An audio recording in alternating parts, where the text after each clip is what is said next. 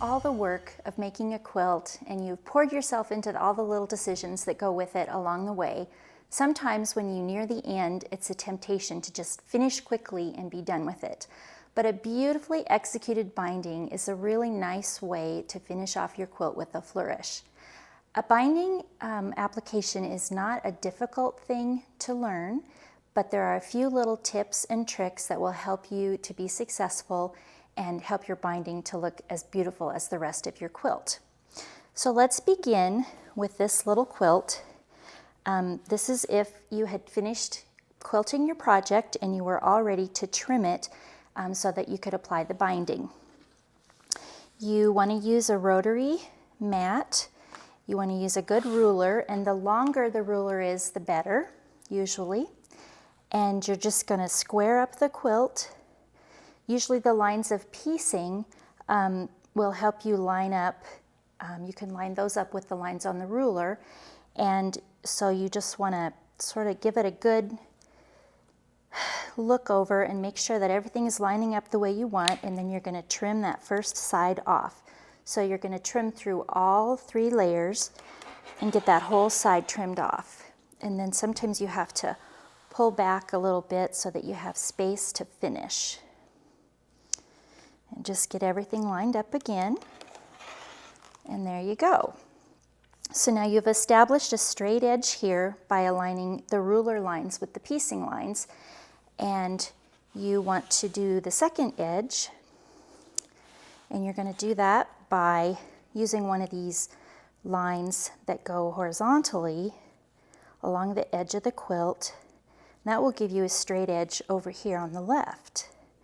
So the same thing, you're going to cut through all the layers.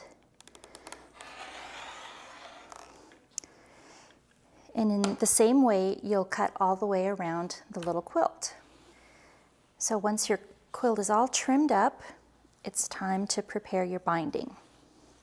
And when you decide on a binding fabric, there are a couple of things that you want to think about. One is if you want it to be a really contrasting line around the edge of the quilt, or if you want it to be a line that sort of blends in and matches. That's just an important thing to consider.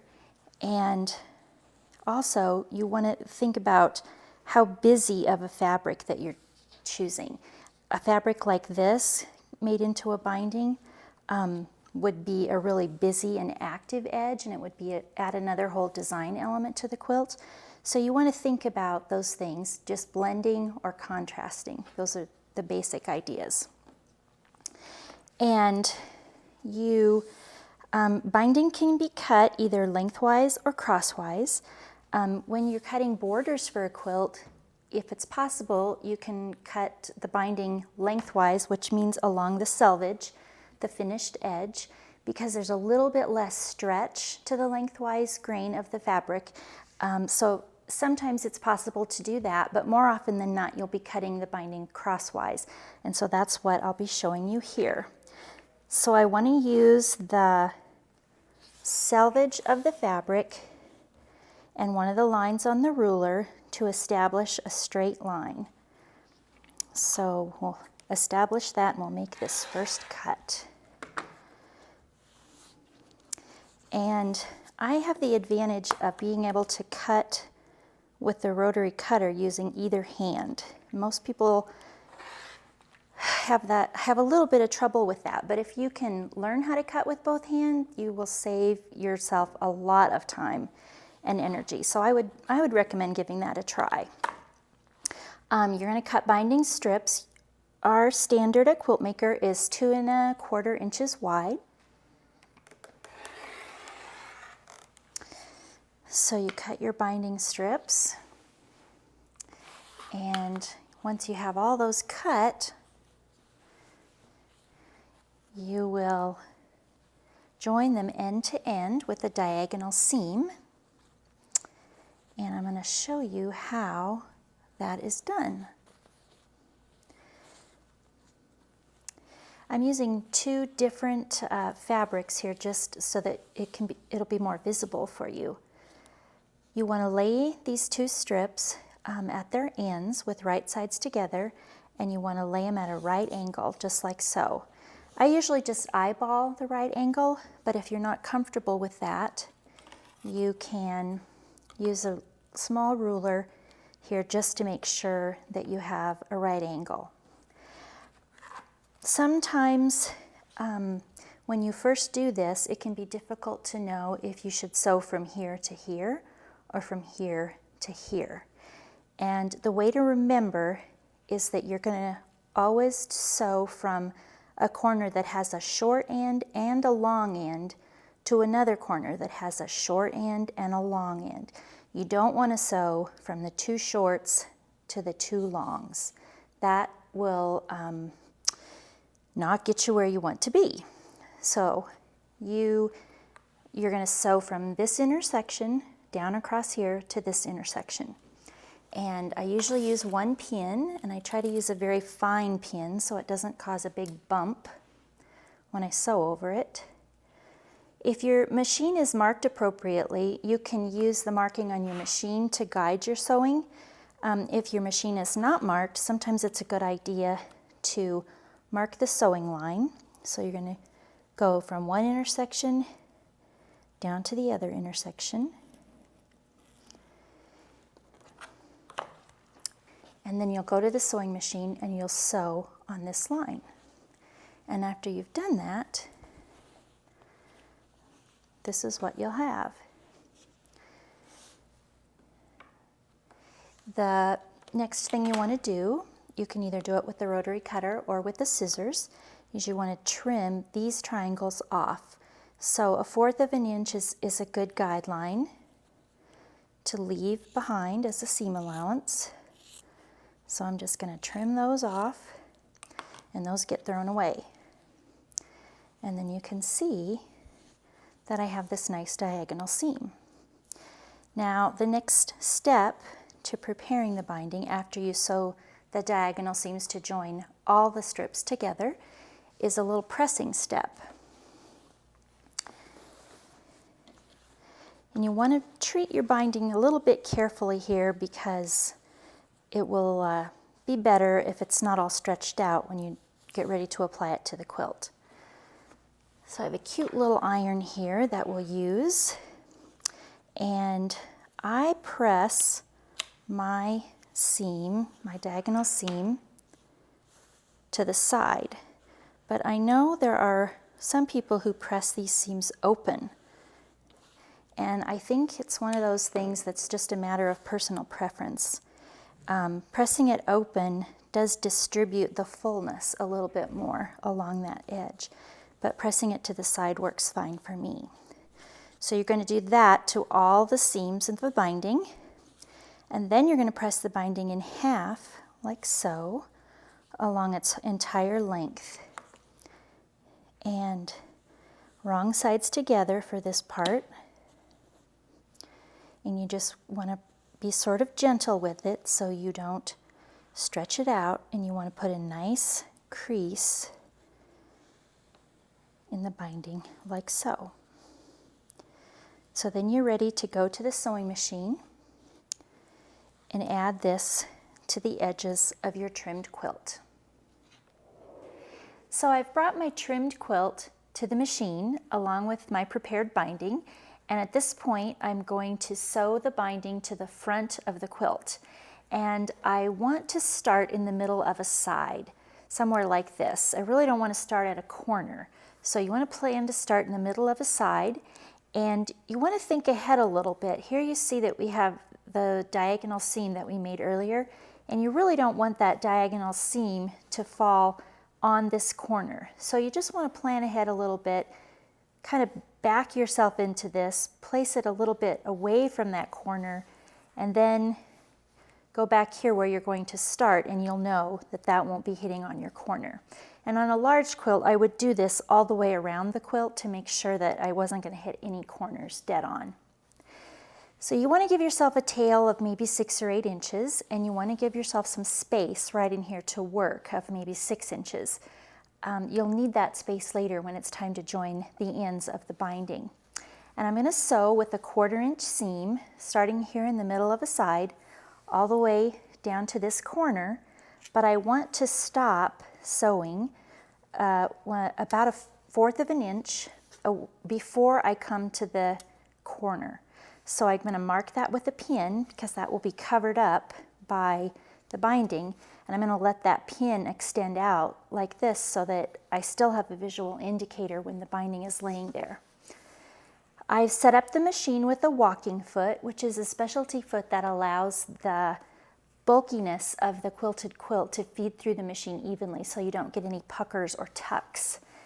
So using a 1/4 of an inch seam and my walking foot, I'm going to go ahead and sew this to the side.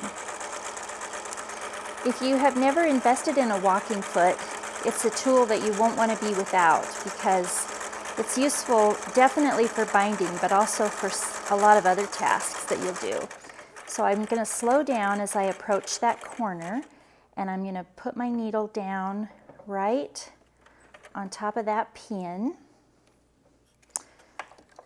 I'm going to pull that pin out, and so you can see that I've stopped sewing 1/4 of an inch away from that corner. And now I'll clip those little threads, and the easiest way to see this mitered corner is to turn it so that the binding runs horizontally, just like so.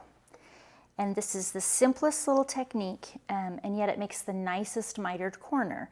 So basically what you want to do is fold the binding up like so that you have a 45-degree angle fold right here. Put your finger right there and then fold the binding back down so that you have a straight edge here and here. Then I'm going to start sewing again, put this back under the machine, and I'm going to start sewing back here off the edge of the quilt slightly, and I'll do a couple of little back stitches there just to secure it. So I want to use my 1/4 of an inch seam. I'm going to sew along this side, and once again I'm going to stop and take the time to mark 1/4 of an inch from from the end. I'm going to sew along here until I get to the pin. And I'm going to, I usually back stitch a couple of back stitches at the pin, take it out of the machine, clip my little threads, and I'll show you this again so you can really get it. You want to turn it so that the binding lays horizontally, like so, in front of you. So you want to fold away from you, up and away from you, and then you want to fold back towards yourself so that you have a straight edge here and here. And when you get ready to turn the binding to the back of the quilt later, that will make a perfect little miter for you. So now I'm going to sew again with a 1/4 inch seam, and I will back stitch here, and I'll go all the way around the quilt in the same way.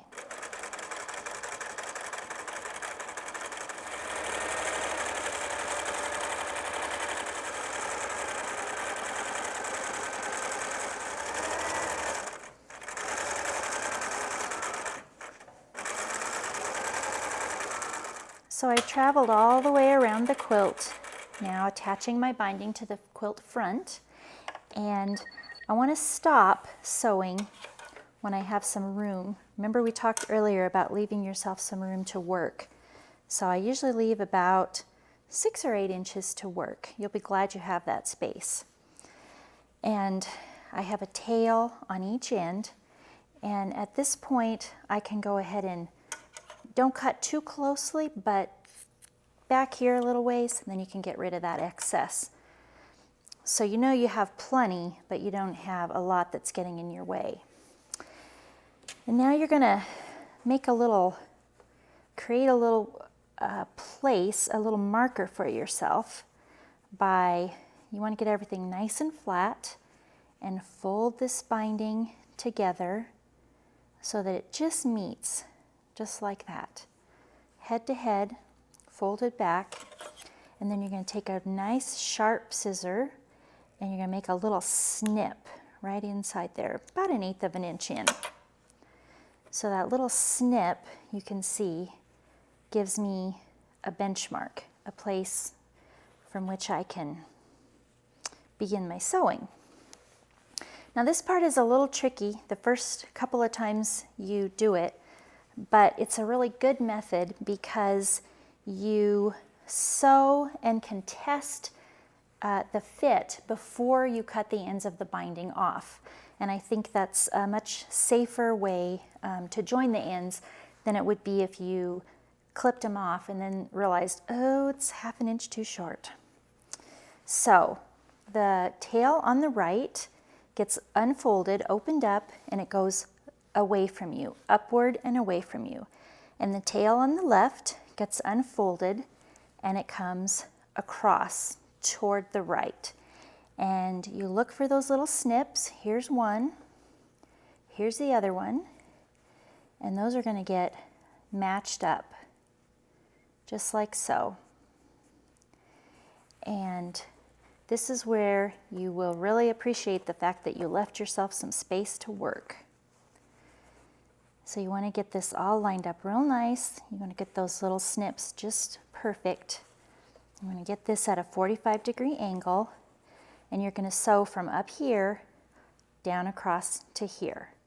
And again, not to panic if it seems a little, if you're uncertain at the first time you do this, because if you sew, even if you get it wrong the first time, you haven't cut the ends off, so there's no harm done. You can always unsew it and try it again until you get it right. So I'm going to place a pin right here, perpendicular to where I'm going to sew from up here to down here. And then I'm going to put this under my machine. And you can either use your walking foot or you can switch to a different foot.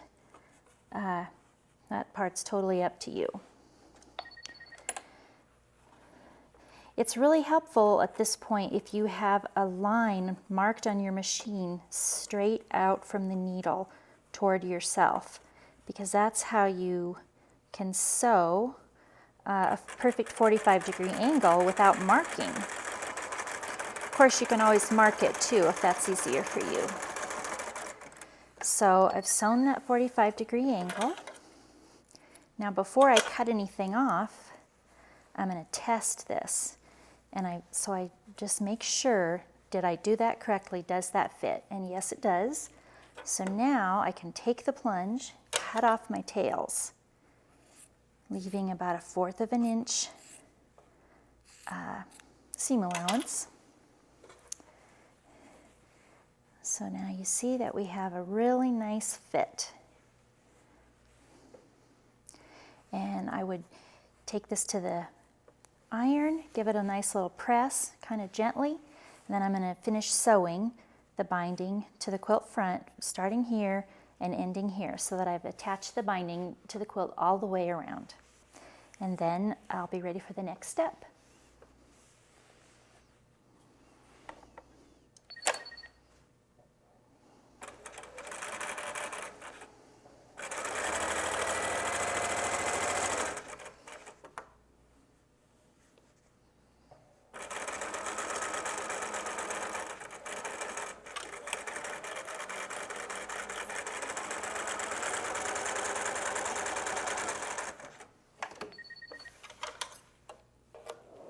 So now you come to the really enjoyable part of binding if you like handwork, and that's where you'll turn the binding to the back of the quilt and sew it down by hand. So you can see we've attached the binding to the quilt front, and we're going to turn the binding to the back and we'll pin it, or some people use clips so they don't poke themselves while they're working on the binding. Pull that around there. And I usually find that I have to put the pins parallel to the binding, just like so. And I I would probably pin 20 or 30 inches. I wouldn't pin the entire quilt, but I would pin a pretty good section of it so that I didn't have to keep stopping to repin. And you want to pull that binding to the back so that it just covers that line of stitching. Got that line of stitching right there, but it's going to be covered up by that binding edge. So I'll be all prepared to sew by hand, have a thimble, and have a threaded needle with a nice clean quilter's knot at the end. And I'm going to sew by hand with a blind stitch here. So I want to come up maybe inch, 3/4 of an inch away from the binding. And I'm going to pop that knot through the backing so that it's buried in there. Then right here at the beginning, I'll take a couple of tiny, tiny stitches to make sure everything's really secure. And my thread today is sort of a neutral colored thread. And a neutral colored thread often works really well. The other thing you can do is match the thread color to the binding color. That works well too. So a blind stitch is I've come up in the binding. My thread is coming out of the binding right here. Now I'm going to put my needle down into the backing and batting. I'm going to travel about 1/8 of an inch, and I'm going to come up on the very edge of the bindings, just maybe 2 threads in, so that my stitch is actually hidden deep in the batting. So I came up in the binding, I'm going to go down into the backing and batting, about 1/8 of an inch, come up into the binding, just a couple threads in. So I'm going to do that all the way around the quilt. And the one thing to pay attention to here, as you go down into that backing and batting, sometimes you can accidentally get a little stitch. Here, I'll show you what happens. If you're not careful, you can go all the way through, and then you end up with a little stitch on the back here in your border, and you really don't want that. So you want to kind of every so often check to make sure that you're not stitching through, that's not showing on the front of the quilt. So you sew all the way around in that way. And when you come to a corner, you'll find that you've set yourself up for a really easy, beautifully mitered corner. I usually trim away a little bit of the bulk, about like so, just a little dab. And you're going to turn that binding around that corner, and you're going to sew it down all the way to this seam line, and then you'll sew, miter the next one over just like so, and continue sewing by hand. Applying a binding is easy, and once you've done it a few times, it can be pretty quick. It can be relaxing when you get to the hand sewing part, and I hope that you'll try to have beautifully executed bindings on your quilts from now on.